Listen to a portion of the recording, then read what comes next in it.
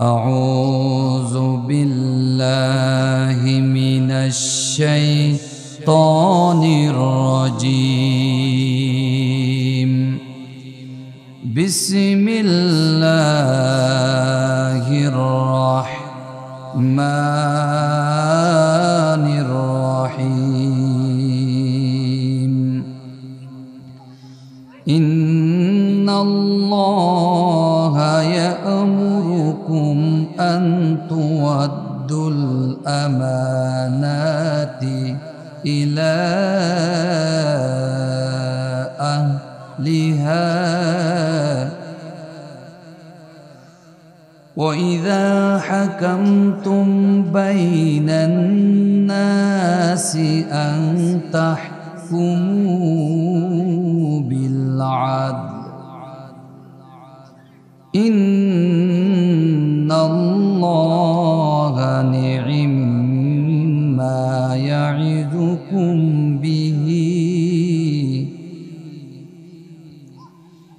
إن الله كان سميعا بصيرا وقال الله تعالى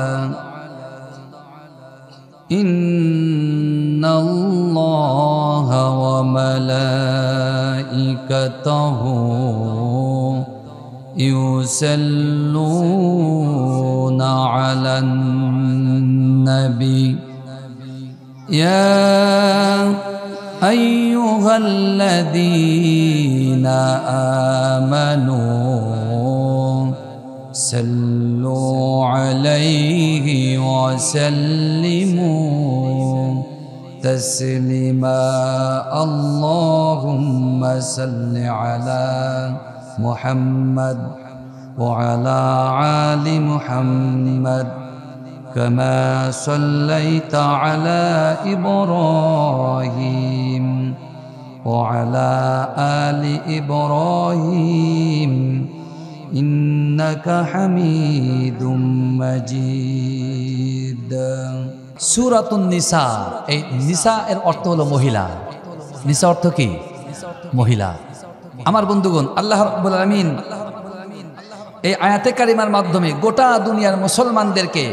দুইটা বিষয় দিয়ে দিচ্ছেন কয়টা বিষয় একটু হাত উঁচু করে দেখান তো কতটা বিষয় দুইটা বিষয় এক নম্বরে আল্লাহ তাআলা বলছেন ইন্নাল্লাহা ইয়া'মুরুকুম আন তুআদ্দুল আমানাতি ইলা আহলিহা আল্লাহ তাআলা নির্দেশ দিচ্ছেন যে তোমাদের কাছে যে আমানত আছে এই আমানতের খেয়ানত না করে আমানতের হকদার যারা হকদারদের কাছে আমানতটা পৌঁছিয়ে দেওয়া লাগবে আদেশ কার আরো জোরে কার আরো জোরে কার সেই আল্লাহ মনে হয় যশোরে নাই আছে আছে আমার বন্ধুগণ এজন্য আমরা দেখি দীর্ঘ 17 বছর বাংলার জমিনে পাতি নেতা ছাতা নেতা থেকে শুরু করে প্রধানমন্ত্রী পর্যন্ত বিধবা ভাতার কার্ড থেকে শুরু করে যত রকম গভর্নমেন্টের পক্ষ থেকে যত রকম অনুদান এসেছে সব অনুদান জনগণের কাছে পৌঁছিয়ে না দিয়ে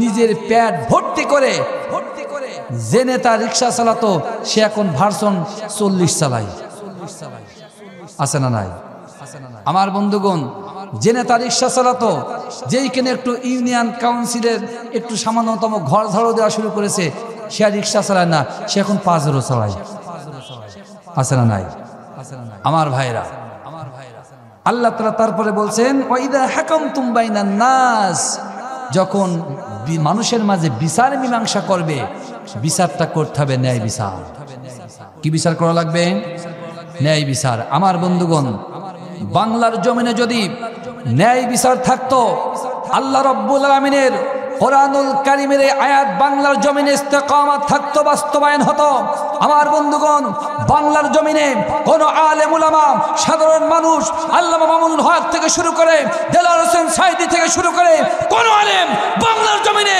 নির্বিচারে বিনা বিচারে জেলখানার মধ্যে থাকতে হতো না জয় বলেন ঠিক কিনা আমার বন্ধুগণ বাংলার জমিনে ন্যায় বিচার বলতে কোনো কিছুই ছিল না। এখনো নাই।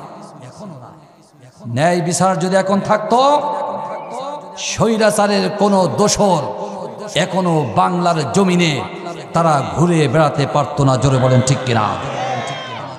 আমার ভাইরা, স্বৈরাচারের বিচার যেখানে হয়, স্বৈরাচারের বিচার যেখানে হয়, আলেম ওলামাদেরকে যে আয়না ঘরে বন্দী করেছে, তাদের একটাই মাত্র শাস্তি, একটাই মাত্র তাদের একটাই মাত্র ফয়সালা, বিনা বিচারে তাদেরকে ফাঁসির মঞ্চে ঝুলানো লাগবে। জোরে বলেন ঠিক কিনা? আমার বন্ধুগণ, তো আমার দেশে তো ন্যায় বিচার না। আল্লাহ বললেন ন্যায় বিচার কায়েম করা লাগবে। এই যে ন্যায় বিচার কায়েম করা লাগবে, আমার বাবার কথা না আমার আল্লাহর কথা? আমার ভাইরা, কোন সূরা বা কোন আয়াতের যখন তাফসীর শুনতে হয় বা পড়তে হয়, তাফসীর শোনার পূর্বে বা পড়ার পূর্বে আল্লাহ রাব্বুল আলামিন ওই আয়াত এবং ওই সূরা কেন নাজিল করেছেন, যাকে বলা হয় শানে নুজুল, এই আয়াত বা সূরা নাজিলের কারণটা আগে জানতে হয়। ওই আয়াত বা ওই সূরা নাজিলের কারণ যদি জানা যায়, বোঝা যায়, তাহলে তাফসীরটা বোঝাও একটু সহজ হয়ে যায়। জোরে বলেন ঠিক কিনা? আল্লাহ রাব্বুল আলামিন এই আয়াতে কারিমা নাজিল করেছিলেন আল্লাহ রাসূল সাল্লাল্লাহু আলাইহি সাল্লাম যখন মক্কা থেকে মদিনায় হিজরত করলেন।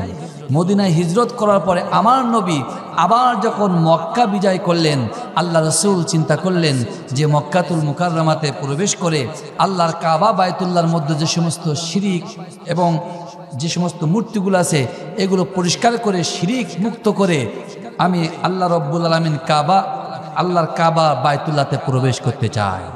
তার কারণ রাসূল সাল্লাল্লাহু আলাইহি সাল্লাম বুঝেছেন যে সব থেকে বড় স্বৈরাচার, যার নাম হলো আবু জেহেল।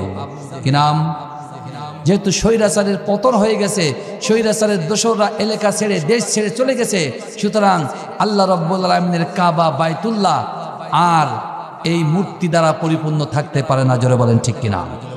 আমার নবী সাহাবীদেরকে বলেন, ও আমার সাহাবা, রাসূল সাল্লাল্লাহু আলাইহি সাল্লাম কাবার দরজায় এসে দেখেন যে কাবার দরজায় তালা লাগানো আছে। রাসূল জানতেন যে এই কাবা বাইতুল্লাহ চাবি যার কাছে আছে তার নাম হলো উসমান ইবনে আবু তালহা। কি নাম? রাসূল সাল্লাল্লাহু আলাইহি সাল্লাম সাহাবীদেরকে বলেন, ও আমার সাহাবীরা, এই কাবা বাইতুল্লাহ চাবি যার কাছে আছে সেই উসমান ইবনে আবু তালহাকে একটু খোঁজ করে নিয়ে আসো। নবীর সাহাবারা গোটা মক্কার জমিন তন্ন তন্ন করে খুঁজে এই উসমান ইবনে আবু তালহাকে কোথাও খুঁজে পেল না। আমার ভাইরা গভীর মনোযোগ, আল্লাহ রাসূল যখন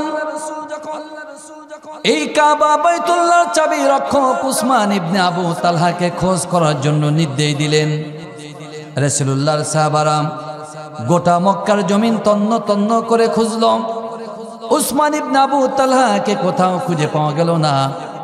আমার নবীর একজন সাহাবা কাবা বাইতুল্লাহ ছাদে আরোহণ করলেন। রাসূলের ওই সাহাবা কাবা বাইতুল্লাহ ছাদে আরোহণ করে দেখলেন কে যেন দেহওয়ালা একজন মানুষ তার মুখটা লুকানোর চেষ্টা করে, মুখটা লুকিয়ে কাবা বাইতুল্লাহ ছাদে সে শুয়ে আছে।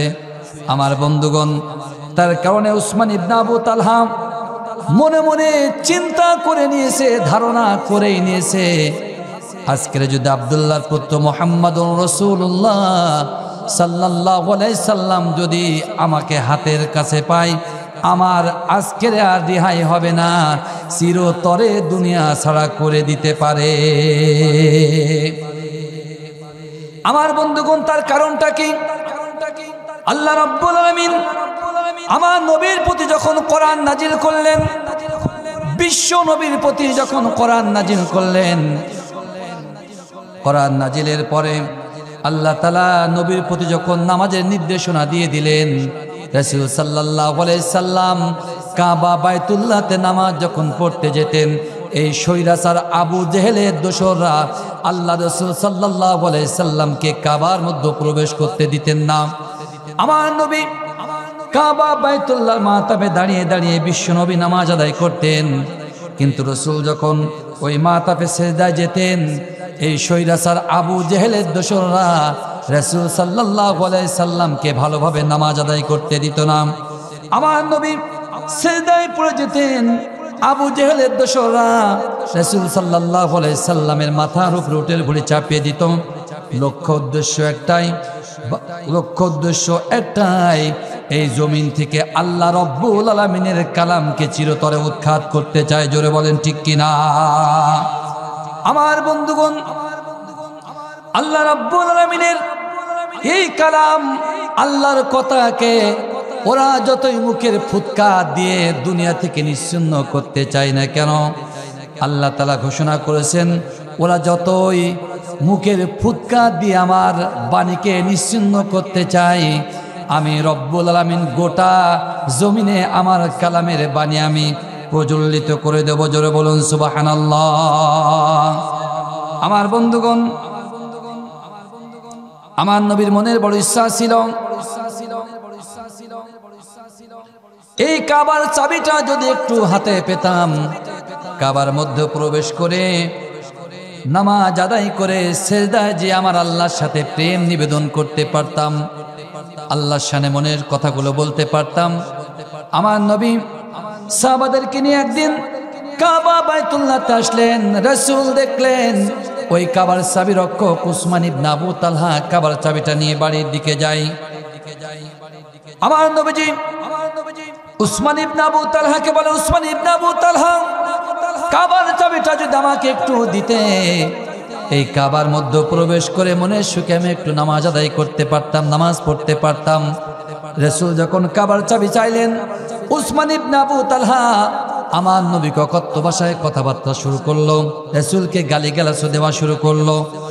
আমার বন্ধুগণ, আমার নবীজি উসমান ইবনে আবু তালহার কথা শোনার পর অত্যন্ত ব্যথিত হলেন। আমার রব্বুল আলামিন বিশ্বনবীকে বললেন, নবী আপনি কষ্ট নেবেন না, তার কারণ এমন একটা সময় আসবে আল্লাহ রব্বুল আলামিন এই কাবা বাইতুল্লাহর চাবির দায়িত্বটা আপনার হাতে সমর্পণ করে দিবেন। আমার নবী উসমান ইবনে আবু তালহাকে বলল, উসমান ইবনে আবু তালহা, এমন একটা টাইম আসবে, এমন একটা সময় আসবে যে সময়ে কাবার চাবির দায়িত্বটা রব্বুল আলামিন আমার হাতে উঠিয়ে দেবে। ও উসমান ইবনে আবু তালহা, সেই সময় কি কাবার চাবিটা তুমি আমার কাছে হস্তান্তর করবে? আমার বন্ধুগণ, রাসূল বলল, উসমান ইবনে আবু তালহা, শুধু তাই নাই, এমন একটা সময় আসবে যে সময়ে মক্কাতুল মুকাররমার প্রেসিডেন্সি পাওয়ারটা আল্লাহ রব্বুল আলামিন আমার হাতে উঠিয়ে দিবেন। আল্লাহ রসুল যখন এই কথা বলল, উসমান ইবনে আবু তালহা আমার নবীকে অকথ্য ভাষায় তুচ্ছ তাচ্ছিল্য করে বলল, মুহাম্মদ রে, আমার নেতা আবু জেহেল যতদিন থাকবে ক্ষমতায় যাওয়ার মতো দুঃস্বপ্ন দেখো না, তার কারণ আমাদের লক্ষ্য উদ্দেশ্য হলো 2045। যত দিন যায় টাইম বাড়ায়, মানে একটু জ্বর হয় বলে এবার ছেড়ে দেবো, যেই না পাকে জ্বর একটু ভালো হয় বলে না আরো 3 বছর থাকতো। আমার ভাইরা, ক্ষমতা দেওয়ার মালিক কে? আরো জোরে কে? আরো জোরে কে? সেই 41, 42, 43, 45 এখন আর আছে না। আমার বন্ধুগণ, আমার ভাইরা, আল্লাহ রাসূল সাল্লাল্লাহু আলাইহি সাল্লাম মক্কা বিজয় করলেন। আমার নবী যখন উসমান ইবনে আবু তালহাকে কোথাও খুঁজে পেলেন না, রাসূলের সাহাবারা উসমান ইবনে আবু তালহাকে একটু মুখটা উঁচু করে ধরলেন। রাসূল বলল, ও উসমান ইবনে আবু তালহা, আজকের আর পালানোর রাস্তা খুঁজে পাবে না। জোরে বলেন ঠিক কিনা? স্বৈরাচারের পতন যখন হয়, স্বৈরাচারের দোসররা পালানোর জন্য একটা ইঁদুরের গর্ত পর্যন্ত খুঁজে পাবে না। জোরে বলেন ঠিক কিনা? আমার বাংলার জমিনে এখনো গর্ত আছে। আমার বন্ধুগণ, আমার ভাইরা, রাসূল সাল্লাল্লাহু আলাইহি সাল্লাম উসমান ইবনে আবু তালহাকে বলল, নিচে নেমে আসো। আমার বন্ধুগণ, উসমান ইবনে আবু তালহা রাসূলের সামনে যখন আসলেন, আমার নবীকে যখন ক্ষমতায় যখন ওরা ছিল, রাসূলকে কত অকথ্য ভাষায় গালিগালাজ করেছে। আমার বন্ধুগণ, আমার বাংলার জমিনে দেখবেন স্বৈরাচারের দোসররা যখন ক্ষমতায় ছিল, মসজিদের মুতাল্লির দায়িত্বে যখন ওরা ছিল, এক ওয়াক্ত নামাজ পড়ে না, জুমা পড়ে না, বছরে মাত্র নামাজ পড়ে 2টা, এক হলো রমজান আলী আর হলো কুরবানি আলী। বছরে কয়টা পড়ে? আমার ছোট ভাই মুফতি ইব্রাহিম কইল ওই সামনে বসে আছে মুফতি সাহেব, উনি একদিন আমাকে বলছে ভাই করোনার মধ্যে বলতে ভাই একজন মুসল্লি আমাকে ফোন করে বলছে হুজুর নামাজ পড়তে চেয়েছিলাম আপনার করোনা পড়া হলো না। কেন? সরকার নির্দেশনা দিয়েছিল যে করোনার সময় একটু ফাঁকা ফাঁকা হয়ে বসতে, এবং ওনারা মসজিদে বলেছে যে আপনারা করোনার সময় বেশি মসজিদে এসে না। ওই বেটা আল্লাহর ভয় না করোনার ভয়ে একটু আল্লাহু আকবার দিতে চেয়েছিল, যখন হুজুররা নিষেধ করেছে সব দোষ হুজুরদের। নামাজ পড়তে চেয়েছিলাম হুজুরদের কারণে পড়া হয় নাই। আমার বন্ধুগণ, দীর্ঘ 17 বছর এই স্বৈরাচারের দোসররা ক্ষমতার বলে ক্ষমতার বাহাদুরি দেখিয়ে মসজিদের ইমাম খতিব আলেম উলামা হাফেজে কোরআনদেরকে তুচ্ছ-তাচ্ছিল্য করেছে, অকথ্য ভাষায় গালিগালাজ করেছে, অপমান করেছে, জেলখানায় দিয়েছে, জরিমানা করেছে। জরিমানা ঠিক কিনা? আজকের কোথায় তারা? কোথায়? ময়দান শুধু বলেছিল খেলা হবে, ময়দান তো এখন ফাঁকা, খেলবে কি ভাই? পেলোয়া যদি এক পক্ষে হয় খেলা কি জমে? এখন জমি ক্ষীর হয়ে গেছে, কিন্তু এখন খাওয়ার দরকার। আমার ভাইরা কবি মনোযোগ, আমার নবী উসমান ইবনে আবু তালহাকে বলল, উসমান ইবনে আবু তালহা রে, আল্লাহ রাব্বুল আলামিন এই মক্কার প্রেসিডেন্সি পাওয়ারটা এখন আমার হাতে দিয়েছে। ও উসমান ইবনে আবু তালহা, এই কাবা বাইতুল্লাহ চাবিটা কি তুমি আজকের আমার হাতে দেবে? আমার বন্ধুগণ, ইসলাম কাকে বলা হয়? ইসলামী রাষ্ট্র ব্যবস্থা কাকে বলা হয়? ইসলামী আদর্শ কাকে বলা হয়?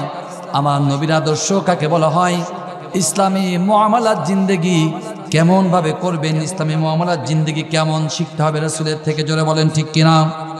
উসমান ইবনে আবু তালহা ধরে নিয়েছিল আজ মক্কার প্রেসিডেন্সি পাওয়ার যেহেতু আব্দুল্লাহর পুত্র মুহাম্মদ রাতে চলে গেছে, আমার আজকের রিহাই হবে না, আমাকে বিদায় নিতে হবে। রাসূল যখন তার স্বভাব চরিত্রে সুন্দর নরম সুরে চাবিটা চাইলেন, উসমান ইবনে আবু তালহা চোখের পানি ছেড়ে দিয়ে বলে, ইয়া রাসূলুল্লাহ চাবিটা নেন। ওগো নবীজি, এই মক্কার এই কাবা বাইতুল্লাহর চাবি নিয়ে মাতব্বরি আমার প্রয়োজন নাই ওগো নবীজি, কিন্তু আপনি আপনার ইমানি কালেমা থেকে আমাকে মাহরুম করবেন না। আমার নবী উসমান ইবনে আবু তালহার কাছ থেকে চাবি নিয়ে কাবা বাইতুল্লাহতে প্রবেশ করলেন, মূর্তিগুলো পরিষ্কার করলেন। উসমান ইবনে আবু তালহাকে মমতার পরশ দিয়ে পাশে ডাকলেন, ইমানের কালিমা পড়িয়ে দিয়ে মুসলমান বানিয়ে দিলেন। লা ইলাহা ইল্লাল্লাহু। আমার বন্ধুগণ, এই কাবা বাইতুল্লাহ চাবি আমার নবীর হাতে আছে। রাসূল সাল্লাল্লাহু আলাইহি সাল্লামের সাহাবারা চিন্তা করে, এই কাবা বাইতুল্লাহ চাবি যার কাছে থাকবে ওই ব্যক্তির মর্যাদা নিঃসন্দেহে অনেক বেশি। হযরত আলী চিন্তা করে, এই কাবার চাবি মনে হয় বিশ্বনবী আমার কাছে দেবে। ওমর চিন্তা করে, কাবা বাইতুল্লাহ চাবি মনে হয় বিশ্বনবী আমার কাছে দেবে। উসমান চিন্তা করে, নবী তো আমাকে অনেক মহব্বত করে, কাবার চাবিটা মনে হয় বিশ্বনবী আমার হাতে দেবে। আমার বন্ধুগণ, ওদিকে আমার নবীর সব থেকে নিকটতম বন্ধু, নিকটতম সাহাবী হযরত আবু বকর সিদ্দিক চিন্তা করে, এই কাবার চাবিটা মনে হয় বিশ্বনবী আমার হাতে দেবে। আমার বন্ধুগণ, অবস্থা যখন এই পর্যায়ে, আল্লাহ রাব্বুল আলামিন আমার নবীর কাছে কুরআনুল কারীমের মেসেজ দিয়ে জানিয়ে দিয়ে বললেন, ইয়া রাসূলুল্লাহ, এই কাবার চাবি যার তার কাছে দেওয়া যাবে না। আল্লাহ তাআলা জানিয়ে দিয়ে বললেন, ইন্নাল্লাহা ইয়া'মুরুকুম আন তুআদ্দুল আমানাতি ইলা আহলিহা। আল্লাহ বললেন, নবী, এই কাবা বাইতুল্লাহর চাবি আমানত আপনি যেখান থেকে নিয়েছিলেন, ইয়া রাসূলুল্লাহ, ইয়া হাবিবাল্লাহ, হুজুর, এই আমানতের খেয়ানত করা যাবে না, বরং কাবা বাইতুল্লাহ চাবিটা উসমান ইবনে আবু তালহার কাছে পৌঁছে দেওয়া লাগবে। আমার বন্ধুগণ, আমার নবী কাবা বাইতুল্লাহ চাবি উসমান ইবনে আবু তালহার কাছে উঠাই দিলেন।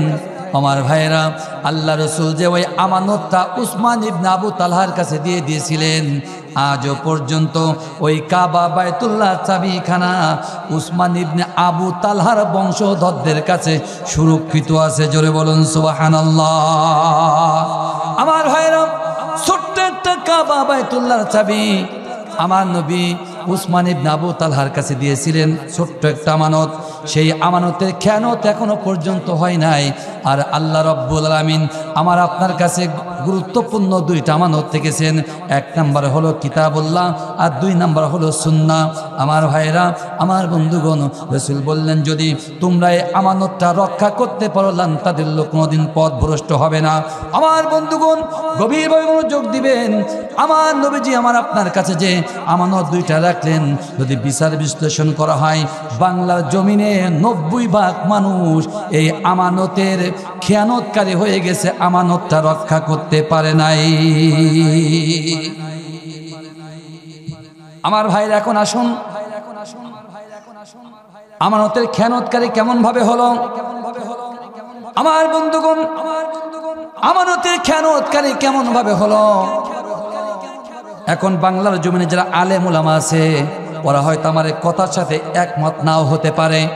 ও আমার বন্ধুরা, কিন্তু আমি জোর কণ্ঠে বলতে চাই, বাংলার জমিনে অধিকাংশ মানুষই এই আমানতের খেয়ানত করেছে, আমানত রক্ষা করতে পারে নাই। আমার বন্ধুরা, আল্লাহ রাব্বুল আলামিনের এই আমানতের খেয়ানত যারা করবে, আল্লাহ তাআলা কোরআন দ্বারা জানিয়ে দিয়ে বললেন, ওমান আ'রাদা আন যিকরি ফাইন্না লাহু মাঈশাতান দনকা। আল্লাহ বললেন, শোনো, এই আমানতের খেয়ানত যারা করবে, এই দুনিয়া জিন্দেগি তাদের জন্য সুখময় হবে না, এই দুনিয়া জিন্দেগিটা তাদের জন্য সংকীর্ণ হবে।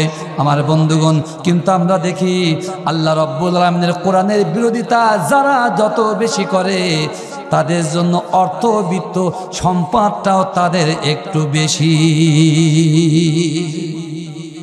ভুল বললাম।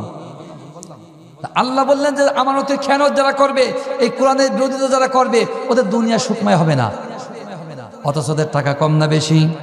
আমার ভাইয়েরা, অর্থ সম্পদ কোনো মানুষকে সুখ দিতে পারে না। কোটি কোটি টাকা সম্পত্তির মালিক, ক্ষমতা আছে, পাওয়ার আছে, মন্ত্রিত্ব আছে, কিন্তু খবর নিয়ে দেখেন তলে তলে ওদের ব্যথা আছে না নাই? ও তোমার তলে তলে ব্যথা গো কাওয়া কাদের মিয়া। ও তুমি অসুখ হলে দেখাও ডাক্তার সিঙ্গাপুরে গিয়া রে, কাওয়া কাদের মিয়া। আর আমার মসজিদের একজন ইমাম খতিব মাসে গুনে গুনে ৬,০০০ টাকা বেতন, যত বড় অসুস্থ হোক, বাড়ির পাশে ওই হোমিওপ্যাথি ডাক্তার ১ ফোঁটা দিলেই রোগ শেষ। আমার ভাইয়েরা, কোরআনের আমানতের খেয়ানত যারা করবে, আল্লাহর কোরআনের বিরোধিতা যারা করবে, এই দুনিয়ার জিন্দেগি তাদের জন্য সুখময় হবে না। আল্লাহ তাআলা বললেন, শুধু তাই নয়, কিয়ামতের কঠিন ময়দানে আল্লাহর সামনে যখন উঠবে, ওরা অন্ধ অবস্থায় আল্লাহর সামনে হাজির হবে। আমার বন্ধুগণ, অন্ধ অবস্থায় যখন আল্লাহর সামনে হাজির হবে, কানা দেয় হানা, কানা পথ চলতে চলতে চলতে চলতে যেই কিনা পুলসিরাতের সামনে যাবে, পুলসিরাত তো দেখতে পাবে না, পুলসিরাতে ওঠার আগে টপাস করে পড়বে জাহান্নামে। জোরে বলেন ঠিক কিনা? আমার ভাইরা, আমার বন্ধুগণ, এ তো কোরআনের আমানতের খেয়ানত করলে কি হালাত হবে বললাম। আমার ভাইরা, কিন্তু কোরআনুল কারীমের আমানতের খেয়ানতকারী না হয়ে আপনি যদি আমানতের রক্ষাকারী হতে চান, এই আমানতের রক্ষাকারী হতে হলে আপনার কি করতে হবে, কোন পদ্ধতি অবলম্বন করতে হবে, কি কাজ করতে হবে। আমার বন্ধুগণ, আল্লাহ রাব্বুল আলামিন বিশ্বনবীর মাধ্যমে গোটা দুনিয়ার মানুষদেরকে জানিয়ে দিয়েছেন, ইয়া আইয়ুহার রাসূলু বাল্লিগ মা উনজিলা ইলাইকা মির রাব্বিক। আল্লাহ বললেন, নবী, এই কোরআনুল কারীমের আমানতের খেয়ানতকারী না হয়ে যদি রক্ষাকারী হতে হয়, ওগো নবীজি, আপনার কাছে যে রিসালাতটা দেওয়া হয়েছে, এই রিসালাতের দাওয়াতি কাজটা প্রত্যেকটা মানুষের দ্বারে দ্বারে পৌঁছানো লাগবে। আল্লাহ বললেন, নবী ওয়া ইল্লাম তাফআল ফামা বাল্লাগতা রিসালাতাহু, এই দাওয়াতি কাজটা যদি আপনি কমপ্লিটলি না করতে পারেন, আল্লাহ তাআলা বললেন আমি ধরে নেব আপনি রিসালাতের দায়িত্বটা কমপ্লিটলি পালন করতে পারেন নাই। আমার বন্ধুগণ, এইজন্য আমার নবী মুহাম্মদুর রাসূলুল্লাহ সাল্লাল্লাহু আলাইহি সাল্লাম বিদায় হজে লক্ষাধিক সাহাবীদের সামনে বললেন, সাহাবীরা রে, আল্লাহ রাব্বুল আলামিন আমার পরে যে রিসালাতের দায়িত্ব অর্পণ করেছিল, ও আমার সাহাবীরা, তোমরা বলো তো দেখি আমি সেই রিসালাতের দায়িত্বটা কমপ্লিটলি পালন করতে পেরেছি কিনা। আমার ভাইরা, লক্ষাধিক সাহাবা একযোগে বলেছিল, ইয়া রাসূলুল্লাহ, ইয়া হাবিবাল্লাহ, হুজুর, আল্লাহ রাব্বুল আলামিন আপনার পরে যে দায়িত্ব অর্পণ করেছিল, ওই দায়িত্বটা আপনি 100 পালন করেছেন। জোরে বলুন সুবহানাল্লাহ। আমার ভাইরা, কিয়ামতের কঠিন ময়দানে আল্লাহ রাব্বুল আলামিন যদি আপনাদেরকে বলেন, ও যশোর শহরের মানুষেরা, আল্লাহ তাআলার রাসূল যে, আমার রাসূল যে তোমাদের কাছে দায়িত্ব অর্পণ করেছিল, যে তোমাদের কাছে যে আমানত কোরআন রেখেছিল, বলো তো দেখি সেই আমানতের কি তোমরা সদ্য ব্যবহার করেছো। আমার বন্ধুগণ, আমরা যদি কোরআনের আমানতের দায়িত্বটা সহিভাবে দুনিয়াতে মৃত্যুর আগে পালন না করতে পারি, কিয়ামতের কঠিন ময়দানে আল্লাহ রাব্বুল আলামিনের সামনে কিন্তু জবাবদিহি করা যাবে না। জোরে বলেন ঠিক কিনা। আমার ভাইয়েরা, এখন আসুন, এই কুরআনুল কারীমের দাওয়াতি কাজ শুধু আপনি করলেন, দাওয়াত দিয়ে গেলেন, সারা জীবন দাওয়াত দিয়ে গেলেন, কিন্তু কুরআনুল কারীমের এই দাওয়াতি কাজের মূল মাকসাদটা কি, মূল লক্ষ্য উদ্দেশ্যটা কি আপনি জানলেন না। মূল লক্ষ্য উদ্দেশ্যের দিকে আপনি মৃত্যুর আগ পর্যন্ত ধাপিত হলেন না। তাহলে আপনাকে বুঝতে হবে এবং ধরে নিতে হবে, আল্লাহ রাব্বুল আলামিনের নবী যে আপনার কাছে আমানতটা দিয়েছেন, আমানতটা কিন্তু আপনি রক্ষা করতে পারেন নাই। আমার ভাইরা, এই কুরআনুল কারীমের দাওয়াতি কাজের মূল লক্ষ্য উদ্দেশ্য মাকসাদটা কি, আল্লাহ তাআলা কোরআন দ্বারা জানিয়ে দিয়ে বললেন, আন আকিমুদ্দিন।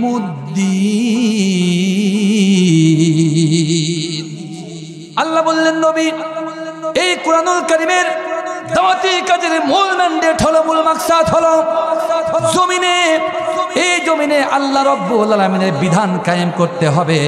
আল্লাহ রাসূলের জন্য যখন দাওয়াতি কাজ করা শুরু করলেন, আমার বন্ধুগণ, বিশ্বনবী সাল্লাল্লাহু আলাইহি সাল্লাম যখন কুরআনুল কারীমের দাওয়াতি কাজ করা শুরু করলেন, আমার ভাইয়েরা, আল্লাহ রাসূল শুধুমাত্র বললেন, তোমরা সকলে বড় লা ইলাহা ইল্লাল্লাহ।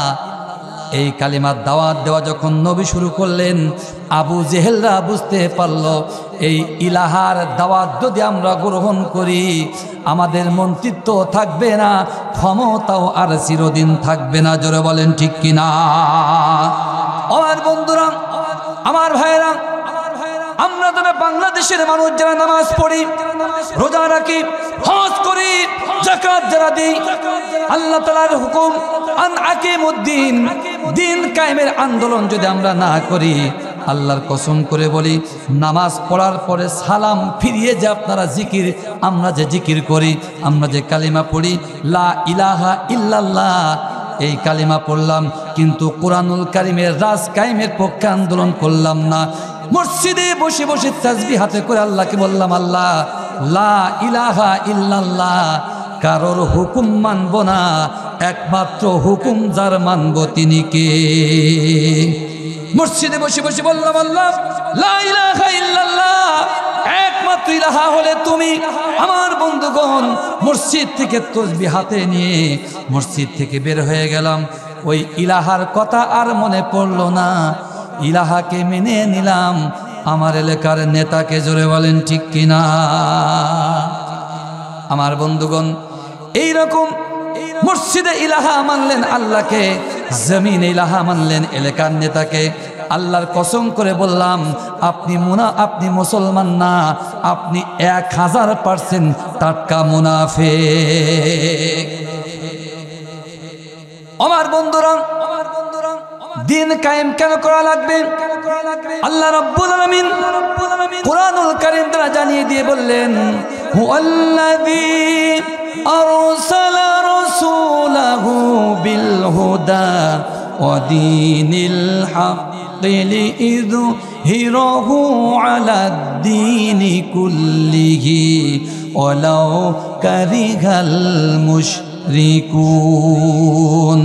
আল্লাহ বললেন, শোনো, আমি নবীকে পাঠালাম রাসূলাহু বিল হুদা ওয়া দীনিল হক, সত্য দিন এবং হেদায়েত সহকারে নবীকে পাঠালাম। লক্ষ্য উদ্দেশ্য একটাই, ম্যান্ডেট হলো একটা, দফা এক, দাবি কতটা? রাসূলকে আল্লাহ পাঠালেন এক দফা এক দাবি দিয়ে, রাসূলাহু বিল হুদা ওয়া দীনিল হক লিইযহিরাহু আলাদ-দীনি কুল্লিহি।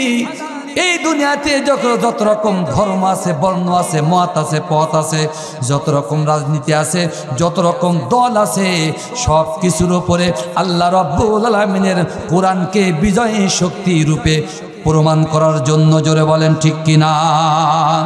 আমার বন্ধুগণ, আল্লাহ তাআলা আয়াতের শেষে বলেছেন, ওয়ালাউ কারিহাল মুশরিকুন, যে সমস্ত মানুষরা কোরআনের রাজ কায়েমকে অপছন্দ করে এরা মুসলমান না, এরা হলো টাটকা মুশরিক, জোরে বলেন ঠিক কিনা? আমার বন্ধুগণ, আল্লাহ তাআলা বললেন, আন আকিমুদ্দিন ওয়ালা তাতাফাররাকু ফিহি। আমার বন্ধুগণ, আল্লাহ বললেন দিন কায়েম করতে হবে, আর এ বিষয়ে কোনো রকম দ্বিমত পোষণ করা যাবে না। আমার বন্ধুগণ, দিন কায়েম, নামাজ যেমন ফরজ, আল্লাহ জমিনে আল্লাহর হুকুমাত কায়েম করা তার থেকে বড় ফরজ।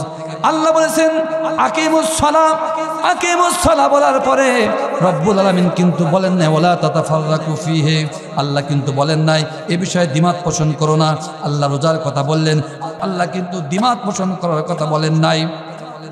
আমার রব্বুল আলামিন হজের কথা বলেছেন, যাকাতের কথা বলেছেন, এই সমস্ত বিধানে আল্লাহ কিন্তু ওয়ালা তাতাফাররাকু ফিহি এই কথাটা বলেন নাই।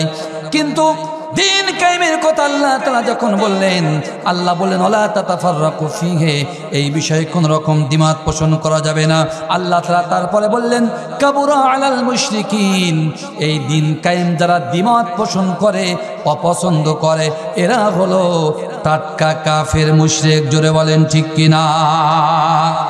আমার ভাইরা, আমার বন্ধুগণ, এখন যদি কোনো ইমাম মনে করে আমি বড় মসজিদের খতিব, বড় মসজিদের ইমাম, ভালোভাবে নামাজ পড়াচ্ছি, আমার পিছনে প্রত্যেক দিন হাজার হাজার মুসল্লি নামাজ আদায় করে, আমার মনে হয় দিন কায়েমের আন্দোলনে যাওয়া লাগবে না।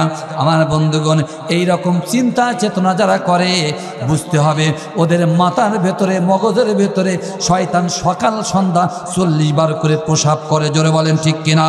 আল্লাহ তাআলা বললেন দিন কায়েম করা লাগবে, এই বিষয়ে কোন রকম দ্বিমত পোষণ করা যাবে না, দ্বিমত পোষণ করা যাবে না। কাবুরা আলাল মুশরিকিন, মুশরিক যারা মুশরিক এরা এটা অপছন্দ করে। আমার বন্ধুগণ, এখন কোন ইমাম খতিব যদি দিন কায়েমের আন্দোলনকে অপছন্দ করে, যারা মুফতি সাহেব আছে ওরাই ফতোয়া দেবে, আল্লাহর কোরআন অনুযায়ী মনে হয় ওদের পিছনে নামাজ হবে কি আল্লাহ জানে, আমি জানি না, ফতোয়া আমি দিতে পারি না। আমার বন্ধুগণ, এখন আসুন আমার বাংলার জমিনে 95% উপরে মুসলমান। এদেশে যখন নামাজ পড়তে যান, নামাজ পড়তে গেলে কি মসজিদে নামাজে বাধা আছে? আছে আছে এখানে বাধা দেয়? মসজিদে নামাজ পড়তে গেলে নামাজে বাধা আছে? আচ্ছা, যখন রোজা রাখেন, রোজা রাখার সময় ইফতারিতে যখন বসেন হাজার হাজার মুসল্লি, রোজা রাখতে গেলে কি বাধা দেওয়া হয়? ইফতারিতে বাধা দেওয়া হয়? দেওয়া হয় না। এদেশে নামাজে রোজা নাই, নামাজে বাধা নাই, রোজায় বাধা নাই, কোনো কিছুতে বাধা নাই, তাসবিহ তাহলিল কোনো কিছুতে বাধা নাই। তাহলে এই দেশে নামাজ দিন কায়েম কি দরকার? দরকার আছে? কে দরকার? নামাজ পড়লে সমস্যা নেই, রোজা রাখলে সমস্যা নেই, জিকির করেন, কিছু কিছু মানুষ উলঙ্গ হয়ে জিকির করে, ওদের কেউ কিছু বলে না। আছে না নাই?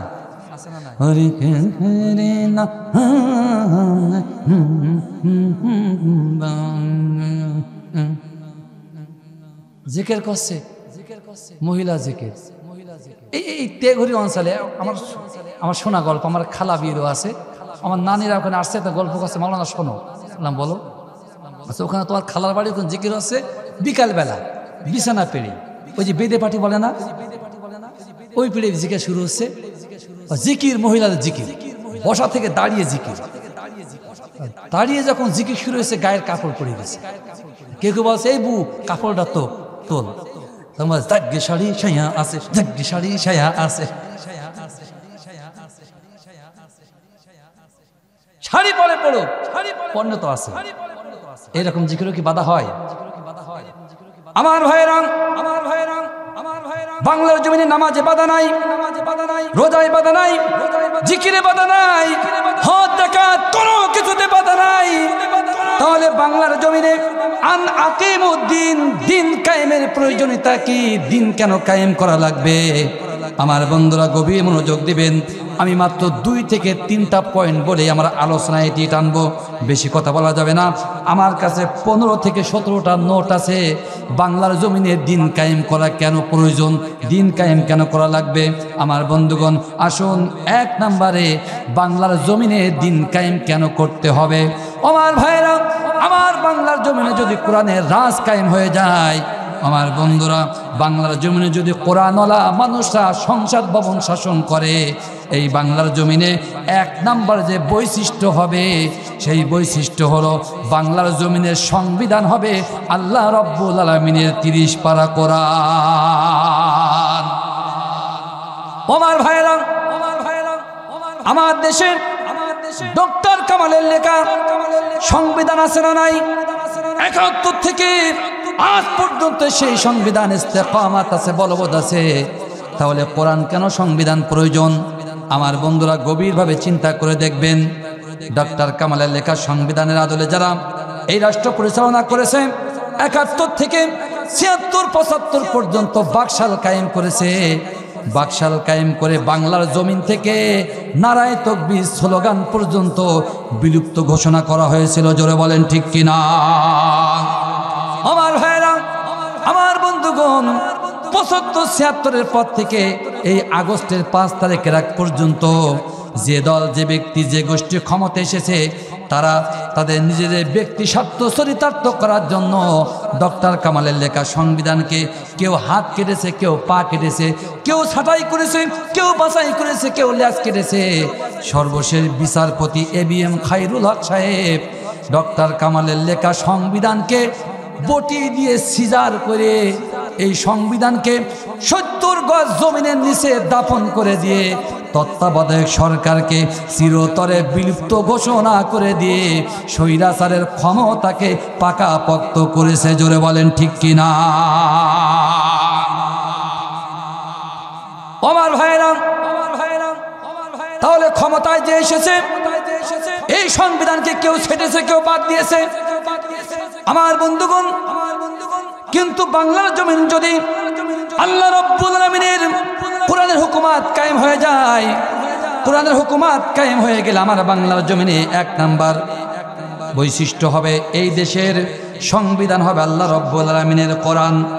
আমার বন্ধুগণ, আর কোরআন যখন বাংলার জমিনের সংবিধান হয়ে যাবে, আমার বন্ধুরা কারোর বাবার ক্ষমতা হবে না। বিচারপতি কেন, বিচারপতি 14 গোষ্ঠী আসলেও আল্লাহ রাব্বুল আলামিনের কোরআনের একটা আয়াত তো দূরের কথা, একটা অক্ষর কেটে বাদ দেওয়ার দুঃসাহস কেউ দেখাতে পারবে না। জোরে বলেন ঠিক কিনা? আমার ভাইরা, সুতরাং কোরআন যদি আমার দেশের সংবিধান হয়ে যায়, রাষ্ট্র ক্ষমতায় যে আসে আসুক সমস্যা নাই, জামাত ইসলাম যায় যাক সমস্যা নাই, ধানের সেই বিএনপি যায় যাক সমস্যা নাই, চরমনার হুজুররা যায় যাক কোনো সমস্যা নাই। আমার বন্ধুগণ, তার কারণ কোরআন যখন সংবিধান হবে, যেই রাষ্ট্র ক্ষমতায় আসবে, এই দেশ পরিচালনা করা লাগবে আল্লাহ রাব্বুল আলামিনের কোরআনের আদলে। জোরে বলেন ঠিক কিনা? সুতরাং রাস্তার কনস্ট্রাকশনের কন্ট্রাক্ট নেওয়ার পরে 1 কোটি টাকা বাজেট হয়। আমার বন্ধুগণ, ওপর থেকে খাইতে খাইতে খাইতে খাইতে চাটতে চাটতে চাটতে চাটতে রাস্তার ভাগে পড়ে মাত্র 10 লাখ। কথা বলেন, কথা বলেন। আমার বন্ধুগণ, বাংলাদেশে যদি আল্লাহর কোরআনের রাজ কায়েম হয়ে যায়, রাস্তার কনস্ট্রাকশনের পরে ওই রাস্তার প্রথম বা শেষে একটা ফলক লেখা হবে, এই রাস্তার ডিউ হলো 50, 60 বা 100 বছর। আমার বন্ধুগণ, এখন বাংলাদেশে রাস্তা করার 2 থেকে 3 মাস পরে দেখা যায় 2-1 জায়গায় রাস্তা প্রেগনেন্ট হয়ে যায়, মানে পেয়ার টুসো হয়ে যায়। আছে না নাই? আমার ভাইরা, এইরকম প্রেগনেন্ট যদি কেউ করে ফেলে, ওই যে কন্ট্রাক্টর, ওই হারামজাদা ধরে আনা হবে।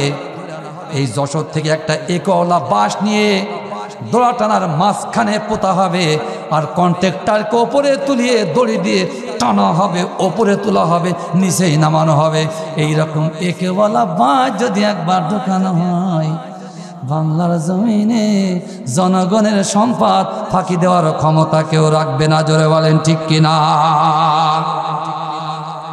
আমার ভাইরা, শুধু তাই নাই, আপনি যদি জান্নাতে যেতে চান, আল্লাহর জান্নাতে যদি যেতে চান, আমার বন্ধুগণ, আল্লাহ রাব্বুল আলামিনের কোরআনকে যারা সংবিধান হিসেবে গ্রহণ করবে না, ওদের কপালে জান্নাত তো দূরের কথা, জান্নাতের গন্ধ পর্যন্ত ওরা পাবে না। জোরে বলেন ঠিক কিনা?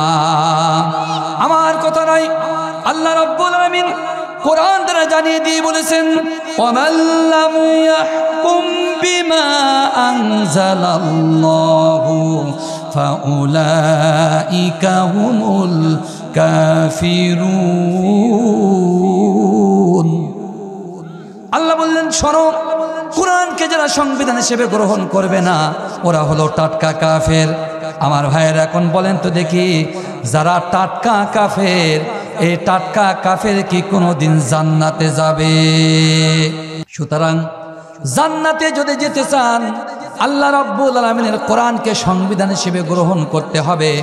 কোরআনকে যারা সংবিধান হিসেবে গ্রহণ করবে না, ওরা জান্নাতে যাবে না। আমার বন্ধুগণ, লম্বা কথা সংক্ষেপ করছি। আমার ভাইরা, আল্লাহ রাব্বুল আলামিনের কোরআন কেন রাষ্ট্র ক্ষমতা প্রয়োজন? কোরআনওয়ালা মানুষরা কেন বাংলার জমিনে ক্ষমতা প্রয়োজন? কোরআনী বিধান কেন বাংলার জমিনে প্রয়োজন? আমার ভাইরা, এই যে তাফসির মাহফিল আয়োজন করা হয়, ওয়াজ মাহফিল আয়োজন করা হয়, যেখানে মাহফিলগুলো আয়োজন করা হয়, আয়োজক কমিটিদের অনেকগুলো লক্ষ্য উদ্দেশ্য থাকে। তার মধ্যে অন্যতম গুরুত্বপূর্ণ একটা মাকসাদ থাকে, যে এলাকার মানুষগুলো যাতে নামাজি হয়। ভাই ভুল বললাম? ভুল বলেছি নাকি? আমার ভাইরা, আপনারা তো শুধুমাত্র এখানে ওয়াজের অ্যানাউন্স করেছেন, বাংলার জমিনে আল্লাহ রাব্বুল আলামিন বিভিন্ন জায়গায় নিয়ে যায়। পার্শ্ববর্তী দেশ, ওই মামু বাড়ি দিল্লিও মাঝে মাঝে, ওই ইন্ডিয়া তো মাঝে মাঝে আল্লাহ নিয়ে যায়। যেখানে যায় কমিটিরা এসে হাত চেঁচে চেঁচে বলে, হুজুর একটু নামাজ নিয়ে ওয়াজ করবেন, যাতে যুবকরা একটু নামাজি হয়। আমার বন্ধুগণ, আমার ভাইরা, গভীর মনোযোগ দিবেন। এইরকম ওয়াজ মাহফিল প্রত্যেক গ্রামে একটা নাই, প্রতিদিন যদি 1000 করে ওয়াজ মাহফিল আয়োজন করা হয়, আমার বন্ধুগণ, আল্লাহর কসম করে বললাম, কিয়ামত পর্যন্ত যদি এই হালাতে চলে, এই বাংলার জমিনে কিয়ামত পর্যন্ত নামাজ কায়েম হবে না।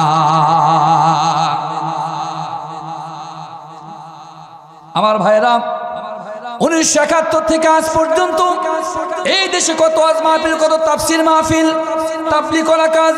আমার দেশের ভাইরা তো তাবলীগ করে, ইন্ডিয়া থেকে তাবলীগ আসে, পাকিস্তান থেকে আসে, জাপান থেকে আসে, আমেরিকা থেকেও আসে। সব ভাইরা নিজেদের টাকা, তারা কিন্তু টাকা কারো কাছে চায় না, চায় নাকি? নিজেদের টাকা, নিজেদের অর্থ খরচ করে, হিজরত করে মানুষের দ্বারে দ্বারে যায়, বলে ভাই একটু নামাজ পড়ো, নামাজ না পড়লে কিন্তু জাহান্নামে যেতে হবে। আমার ভাইয়েরা, 71 থেকে এত তাবলীগ করা কাজ, তাফসির মাহফিল হয়েছে, বলেন তো দেখি আমার বাংলার জমিনে কি নামাজ কায়েম হয়েছে? কিয়ামত পর্যন্ত কায়েম হবে না। আমার বন্ধুগণ, কিন্তু শুধু একটা বারের জন্য এই কোরআনওয়ালা মানুষদেরকে রাষ্ট্র ক্ষমতায় পাঠান, দেখেন ম্যাজিকের মতো বাংলার জমিনে নামাজ কায়েম হয়ে যাবে। আমার আব্বার কথা না, আল্লাহর কথা। আমার বন্ধুগণ, আমার কোনো কথা বলবো না। আমার ভাইয়েরা, আমার বন্ধুগণ, আল্লাহ রাব্বুল আলামিন 1500 বছর পূর্বে কোরআনুল কারীমের মাধ্যমে কোট করে জানিয়ে দিয়ে বলেছেন, শোনো, যখন ইসলামী দল ক্ষমতায় যাবে, ক্ষমতায় যাওয়ার পরে ওরা একটা আইন পাশ করবে। আমার বন্ধুগণ, প্রত্যেকটা দেশের যখন কোনো দল রাষ্ট্র ক্ষমতায় আসে, দেখবেন রাষ্ট্র ক্ষমতায় যাওয়ার সাথে সাথে ওরা প্রথমে কিছু কিছু নতুন নতুন বিল পাশ করে।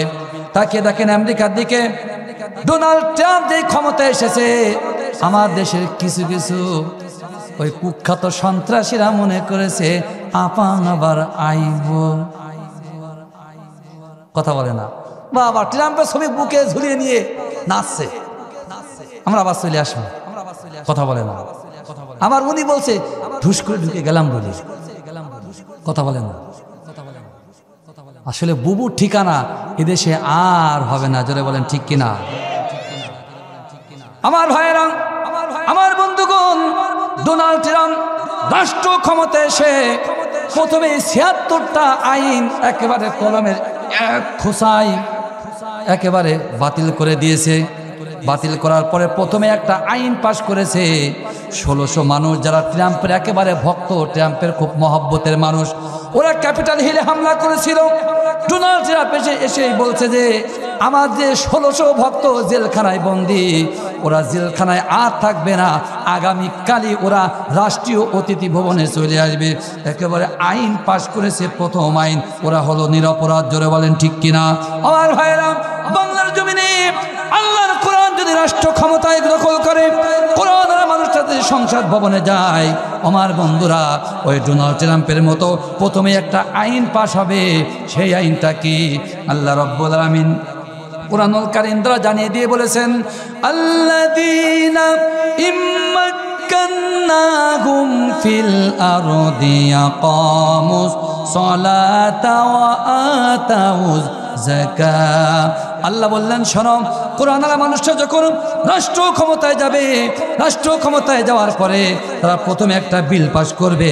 আমার বন্ধুগণ, ওই বিলটা যদি শনি, রবিবার, সোম, মঙ্গল, বুধ, বৃহস্পতি যাই হোক না কেন, যদি জোহরের আগে যদি বিলটা উপস্থাপন করা হয়, আমার বন্ধুগণ, প্রধানমন্ত্রী এবং রাষ্ট্রপতি যৌথ স্বাক্ষরে বিল পাস করা হবে। বাংলার জমিনে যাদের পরে নামাজ ফরজ হয়ে গেছে, ওই সমস্ত মানুষের জন্য, সব মানুষের জন্য আজ জোহর থেকে নামাজটা বাধ্যতামূলক ঘোষণা করা হলো। আমার ভাইরা, ইউটিউব, ফেসবুক, টিভির মাধ্যমে যখন ঘোষণা হয়ে যাবে, ঘোষণা শেষ, কিছু কিছু মুরব্বী মনে করবে ঘোষণা হয় হোক গে যাক, জীবনে পড়িনি, এখন পড়ার কি প্রয়োজন। আমার বন্ধুগণ, আছে না নাই? আছে, আছে। আমার ভাইরা, শুধু তাই নাই, জোহরের আযান হয়ে যায়, হাইয়া আলাস সালাহ, হাইয়া আলাল ফালাহ, আর টিভির দোকানে মুরব্বী মাপনাটা ভালো করে বেঁধে চোখ খুলে দেখে, কহো না প্যার হে, কহো না প্যার। সাসা বলে, উরি আল্লাহ, যৌবন যদি একবার ফিরে পাতাম তোর পিয়ার দেখিয়ে দিতাম। আমার বন্ধুগণ, ওদিকে গভর্নমেন্ট আইন পাস করেছে, নামাজ আজ থেকে বাধ্যতামূলক ঘোষণা হয়ে গেছে। আমার বন্ধুগণ, নামাজ বাধ্যতামূলক ঘোষণা হয়ে গেছে। ঝুমঝুমপুরের কোনো বিডিআর কিন্তু বসে বসে থাকতে পারবে না। আইন যেই শুরু ঘোষণা হয়ে গেছে, বিডিআর বের হয়ে যাবে। ক্যান্টনমেন্টের সেনাবাহিনী বসে থাকবে না, পুলিশ লাইনের পুলিশও কিন্তু বসে থাকবে না। সব একযোগে বের হয়ে যাবে, র্যাব বের হয়ে যাবে, সব বাহিনী বের হয়ে যাবে। আমার বন্ধুগণ, খালি হাতে কিন্তু আসবে না। আপনারা দেখেছেন যৌথ বাহিনীর অভিযান যখন চলছিল, যৌথ বাহিনীর অভিযান আমলে গোপালগঞ্জের ভিডিওগুলো দেখবেন, হাতে 2 হাতে 2.5 হাতে মাল, আবার টিফাইন এরকম চক্রা ফকরা পেঁচানি পেঁচাইনি। দেখলেন ভাই, ওরে বাবা, কুপান কি গোপালগঞ্জে।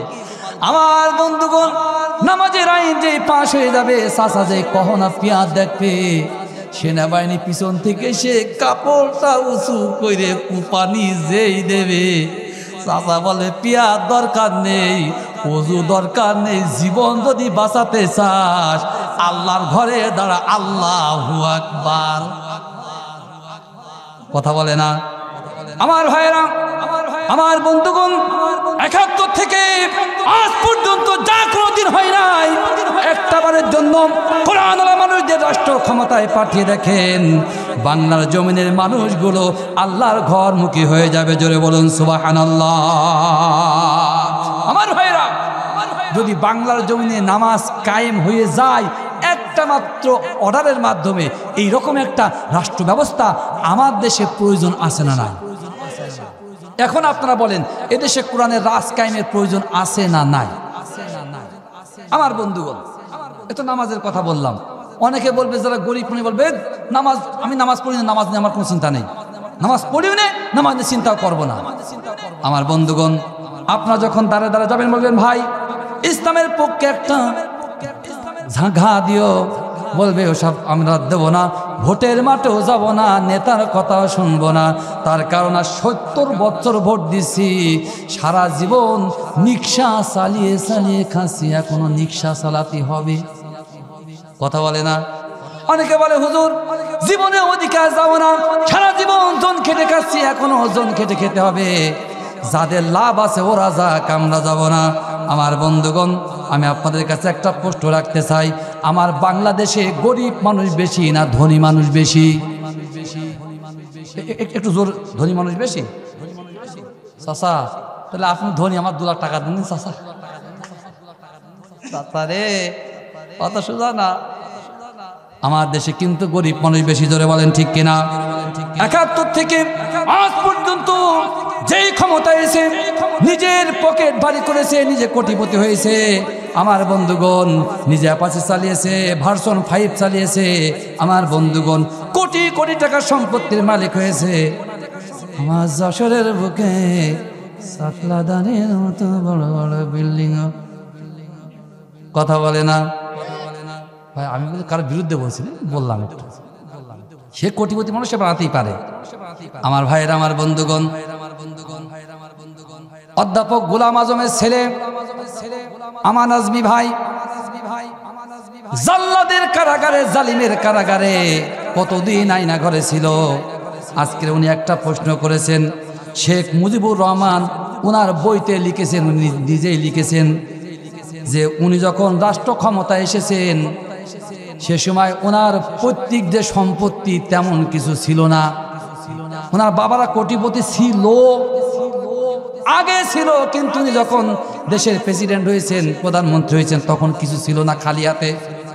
অথচ এরা আবার আমাদের ম্যাডাম খালেদা জিয়াকে বলে নাকি ভাঙা সুটকেস নিয়ে নাকি ঢুকেলো, এত টাকা কনে পেয়েছি আমরা বলে, ঠিক কিনা?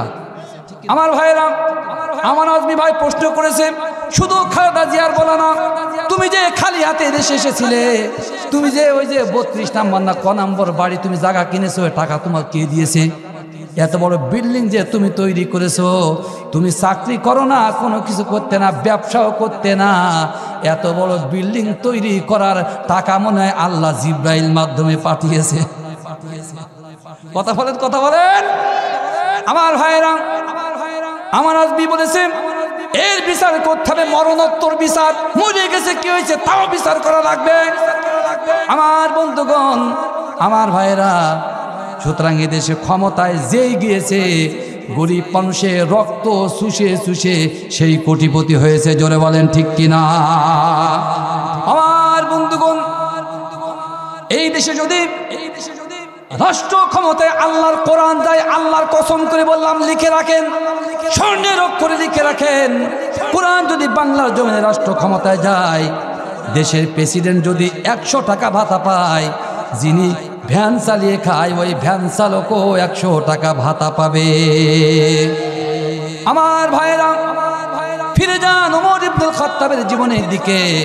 ওমর ইবনুল খাত্তাব রাদিয়াল্লাহু তাআলা আনহু একটা সুন্দর জুব্বা গায়ে দিয়ে উনি যখন একটু খুতবা দিতে উঠেছেন, একজন সাধারণ মানুষ ওমরকে বলছে, ওমর তোমার খুতবা যা শুনবো না, একটু থামো, স্টপ।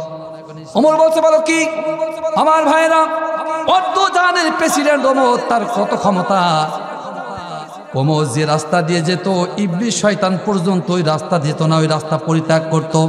এত ইমানি বল, শুধু তাই নাই, তার বাহুবল, তার গর্জন, তার ঝনঝনানি যেই দিকেছে সে থরকাপ্তি হয়ে গেছে। সেই ওমরকে বলছো, ওমর তোমার ওয়াজ শুনবো না, একটু থামো, বলো তো দেখি তুমি যে জামা তৈরি করেছো, কাপড়টা তুমি কোথায় পেয়েছো? সরকারের পক্ষ থেকে বাইতুল মালের যে কাপড় দেওয়া হয়েছে, সেই কাপড় দামি তো কাপড়, আমি তো জুব্বা তৈরি করতে পারি নাই, এই জুব্বার কাপড় তুই মনে হয় ক্ষমতা বলে একটু বেশি করে নিয়েছো। এই কথা যেই বলেছে ওমরের মুখ বন্ধ হয়ে গেছে।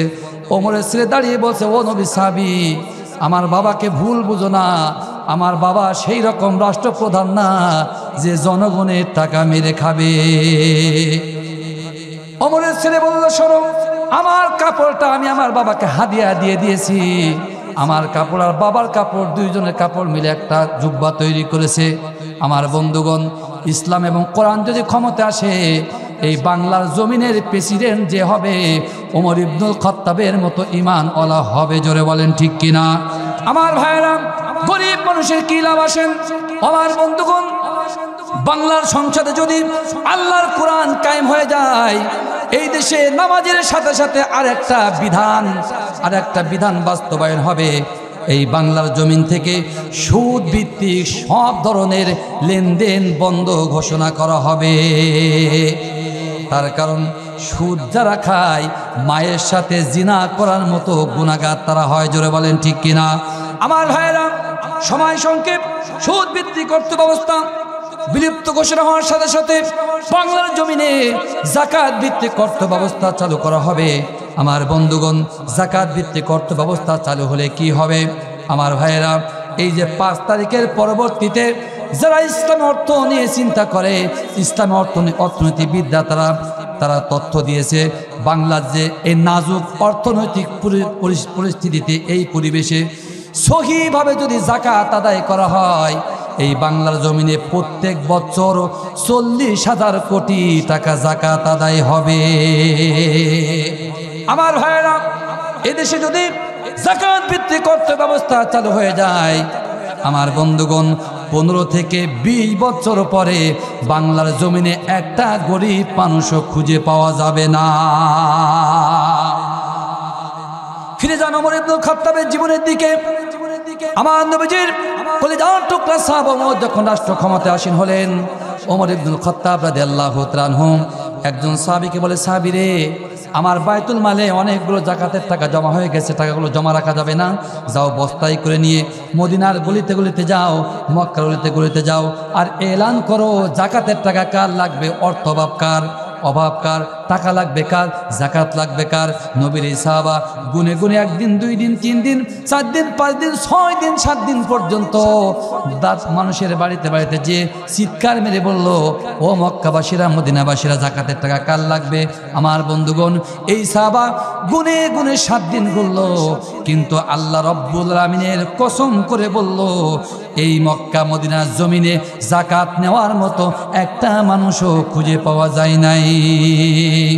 ওমর ইবনুল খাত্তাব রাদিয়াল্লাহু তাআলা আনহু প্রথম সাহাবীকে পাঠানোর 2 থেকে 3 দিন পর আরেকজন সাহাবীকে পাঠালেন। ওই সাহাবীকে বলল, সাহাবী তুমিও যাও, যাকাতের টাকাগুলো বিতরণ করো। আমার ভাইরা, এই সাহাবীও 3 থেকে 4 দিন ঘুরলো, যাকাত নেওয়ার মতো একটা মানুষও পেল না।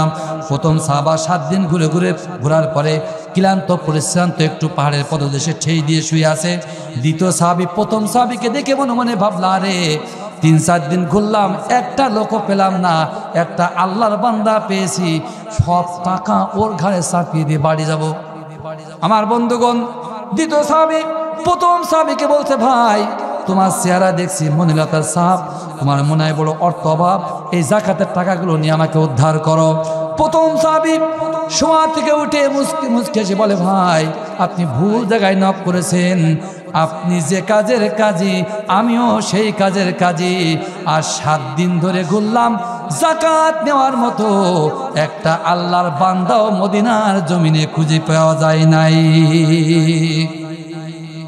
আমার ভাইরা, আল্লাহ রাব্বুল আলামিন কোরআন দ্বারা জানিয়ে দিয়ে বলছেন, ওয়ালাউ আন্না আহলাল কুরা আমানু ওয়াত্তাকাউ লাফাতাহনা আলাইহিম বারাকাতিম মিনাস সামাই ওয়াল আরদ। যদি জনপদের মানুষেরা, দেশের মানুষেরা আল্লাহ রাব্বুল আলামিনের কোরআনের আইনটা মেনে নেয়, তার রাষ্ট্রে যদি কোরআনী বিধানটা কায়েম করে দেয়, লাফাতাহনা আলাইহিম বারাকাতিম মিনাস সামাই ওয়াল আরদ, আল্লাহ রাব্বুল আলামিনের আসমান থেকে এই জমিনে যেমন করে অজর ঝরায় বৃষ্টি হয়, আমার বন্ধুগণ এখন যদি একটু জোরে দমকা দিয়ে বৃষ্টি আসে, আমরা কি এখানে কেউ থাকতে পারবো? জমিনটা কাদা কাদা হয়ে যাবে। আল্লাহ বললেন, শোনো, কোরআনের রাত যদি কায়েম হয়ে যায়, সংসদে যদি কোরআনের আইন পাশ হয়ে যায়, আল্লাহর আসমান থেকে এই জমিনে অজর ঝরায় রহমতের বৃষ্টি বর্ষণ হবে। আর রহমতের বৃষ্টি যখন বর্ষণ হবে, এই বাংলার জমিনে যাকাত নেওয়ার মতো একটা মানুষও খুঁজে পাওয়া যাবে না। আমার বন্ধুগণ, আমার ভাইরা, বাংলাদেশের একজন মুরব্বী Islamic scholar doctor Shafiqur Rahman উনি বলেছেন, যদি ইসলাম ক্ষমতায় যায় এই বাংলাদেশে একটা গরিব মানুষও খুঁজে পাওয়া যাবে না। আমার ভাইয়েরা, এখন যারা গরিব মানুষ আছেন আপনারা বলেন তো দেখি, ধনী মানুষের বলার দরকার নেই, গরিব মানুষ যারা আছেন বলেন তো দেখি, যদি গরিব মানুষের উন্নয়ন হয় এইরকম একটা রাষ্ট্র ব্যবস্থা আমার দেশে প্রয়োজন আছে না নাই? আর একটু আসতে বলেন, আস্তে আস্তে, আল্লাহ যদি শুনতে পায় আসতে বলেন। আমার বন্ধুগণ, আমার ভাইরা, বাংলার জমিনে যদি আল্লাহর কোরআনের হুকুমাত কায়েম হয়ে যায় এই জমিনে অভাব অনাটন বলে কোনো কিছু থাকবে না। জোরে বলেন ঠিক কিনা? আমার ভাইরা, সর্বশেষ কথা, আমার বন্ধুগণ, আমার দেশে রাষ্ট্র ক্ষমতায় যারা আসে, আমার বন্ধুরা, রাষ্ট্র ক্ষমতায় যারা আসে দেখবেন যারা ক্ষমতায় বসে ওই দলের চামচা যদি অন্যায় করে, মার্ডারও করে, বিচার করে ওই চামচার বেকসুর খালাই দেওয়া হয়। কথা বলেন, কথা বলেন। আমার বন্ধুগণ, এখনো পর্যন্ত আলেম উলামাদের নামে যাদের এখনো পর্যন্ত মামলা আছে, নাশকতার মামলা আলেমদের নামে এখনো সে মামলা বলবৎ, কিন্তু আলেম বাদে সাধারণ যারা অন্য দল করে ওদের মামলা একে একে খালাস হয়ে যায়, কিন্তু টুপি থাকার অপরাধে মামলাগুলো যায় না। আরে কেউ ফেরে না খালি হাতে খাজা তোমার দরবারে, যতদিন টুপি থাকবে মামলা তোমার নাম থেকে যাবে না। সেই টুপি হোক 14 হাত লম্বা টুপি, সেই টুপি হোক সাইদি টুপি, সেই টুপি হোক সরবরাহ টুপি, যে টুপি হোক না কেন, টুপি যদি থাকে মামলা তোমার খাওয়া লাগবে। আমার বন্ধুগণ, আমার ভাইয়েরা, কিন্তু কোরআন যদি ক্ষমতায় আসে, টুপি থাকলে মামলা খাইতে হবে কেন? আমার এক চাচা কঠোরপন্থী আওয়ামী লীগ, কঠিন আওয়ামী লীগ, এই কিন্তু 1 বছর আগে বলছে বাপ এ দল করবো না। চাচা কেন? কি বলতে হয় দেখ, চাচা মাথা টুপি নেই, নামাজ মধ্যে মানে বইলে বইলে বইয়ে বইলে দাওয়াতি কাজ করে মাঝে মাঝে লজ্জায় পড়ে, মাঝে মাঝে যখন চাচা পড়বে না বলে বাপ মাজায় খুব ব্যথা। চাচা থাক, মাজায় যদি ব্যথা হয় ও কাজ করে লাভ নেই। চাচা একদিন বাজারে গেছে লাঠি ভর দিয়ে দিয়ে, কিছু যুবক যাচ্ছে ফেন্সি খাতি, আমাদের এলাকায় খুব ফেন্সি খায়, আপনাদের এলাকাতে বাবা এফজেড গাড়ি নিয়ে শুক্রবারে মনে সব নামাজ তো পড়ে না, লাইন দিয়ে সারি সারি চলে যায় আমাদের বেনাপোল অঞ্চলে। চাচা যাচ্ছে বাজারে, কিছু যুবকরা বলছে চাচা ডলি দেয় জামাতের লোক, চাচার ডলি দিয়ে ও জামাতের লোক, গায়ে পাঞ্জাবি আর দাড়ি আছে তাই। চাচা এসে লাঠি নিয়ে বসে আছে চার দোকানে, ফেন্সি খেয়ে ফিরবি তোদের আমি কুপাবো, আমি জামাত করি। হ্যাঁ, আর 14 গোষ্ঠী হলো নৌকা ঠেলা মানুষ, আমি এখনো বইটা বসছি, আমার তুই জামাতের লোক বললি? আমার বন্ধুগণ, চাচা বইটা টেনে টেনে জীবন শেষ, মাজায় ব্যথা, দাড়ি থাকার কারণে বলছে জামাত। যারা আজ বাংলার জমিনে ইসলামী আন্দোলন কোরআনের রাজ কায়েম হোক এই পক্ষে যারা মতামত দেয় না, টুপি নিয়ে যারা বিভিন্ন রকম মতপার্থক্য করে, আমার বন্ধুগণ, যারা আমিনা দলিনা জল্লিন নিয়ে ঝামেলা করে, যারা হাত মাথায় বাঁধবে, বুকি বাঁধবে, পেটে বাঁধবে, এই নিয়ে ঝামেলা করে, সাবধান হয়ে যান। সামনে দিন আবার আসছে, শানিত অস্ত্র ধার দিচ্ছে দিল্লি বসে। এদের যদি কোরআনের রাজ কায়েম না হয় আবারও স্বৈরাচার আসবে, তার জন্য ঝনঝনানির আওয়াজ শোনা যাচ্ছে। জোরে বলেন ঠিক কিনা? আমার বন্ধুগণ, আমার ভাইয়েরা, এখন আপনারাই বলেন এদেশে কোরআনের হুকুমাত প্রয়োজন আছে না নাই? এখন কোরআনের হুকুমাত যদি কায়েম করতে হয়, শুধু ওয়াজ মাহফিল শুনে আর বাড়ি বসে মুরগির রোস্ট খালাম আর বড় বড় সবজি কলা খালাম, কোরআনের রাজ কায়েম হয়ে যাবে। খানকায় বসে দোয়া খালাম, আল্লাহ রাজ কায়েম করে দাও, রাজ কায়েম হয়ে যাবে। আমার ভাইরা কবি মনোযোগ, আল্লাহ রাব্বুল আলামিনের কোরআনুল কারীমের বিধান যদি আপনি কায়েম করতে চান, আপনার কি করতে হবে? আমার আল্লাহ কোরআন দিয়ে ডাইরেক্ট মেসেজ দিয়ে জানিয়ে দিয়ে বলেছেন, ইয়া আইয়ুহাল্লাযীনা আমানু হাল আদুল্লুকুম আলা তিজারা। আল্লাহ তাআলা তারপরে বললেন, শোনো, এই ব্যবসাটা, এই দিন কায়েমের আন্দোলন যদি তোমরা বাস্তবে রূপ দিতে চাও, তোমাদের গুরুত্বপূর্ণ একটা কাজ করতে হবে। আল্লাহ তাআলা বললেন, অতুজাহিদুনা ফি সাবিলিল্লাহি বিআমওয়ালিকুম ওয়া আনফুসিকুম। আল্লাহ বললেন, শোনো, জমিনে যদি দিন কায়েম করতে হয়, বাড়ি বসে থাকলে হবে না। অতুজাহিদুনা ফি সাবিলিল্লাহ, আল্লাহর রাস্তায় তোমাদের জিহাদ করা লাগবে। জোরে বলেন ঠিক কিনা? আমার বন্ধুগণ, জিহাদ করার কথা বললে এক শ্রেণীর নাস্তিক শয়তান মুরতাদের দালাল আছে, ওরা বলে জিহাদ করা মানে জঙ্গিবাদ। জোরে বলেন ঠিক কিনা? আমার ভাইয়েরা, এই জিহাদের বাংলা শব্দ হলো প্রচেষ্টা, বারবার চেষ্টা করা, মরণ প্রাণান্তর চেষ্টা করা। আমার বন্ধুগণ, চেষ্টা করার কথা বললে জঙ্গি হয় না, কিন্তু জিহাদের কথা বললে ওরা জঙ্গি বলে। জোরে বলেন ঠিক কিনা? আমার বন্ধুগণ, এই প্রচেষ্টা হলো আমাদের ভাষা, আর জিহাদটা হলো কার ভাষা? আমার বন্ধুরা, আল্লাহর ভাষাকে যারা জঙ্গিবাদের ট্যাগ লাগিয়ে দেয়, আমার মনে হয় ওদের জন্মের সময় গোড়ার নাট বল্টু ঢিলা। কথা বলে না? আমার বন্ধুগণ, যাদের জন্মের সময় জন্মে গলদ আছে, ওরা আমার আল্লাহর কোরআন নিয়ে তুচ্ছ তাচ্ছিল্য করে। জোরে বলেন ঠিক কিনা?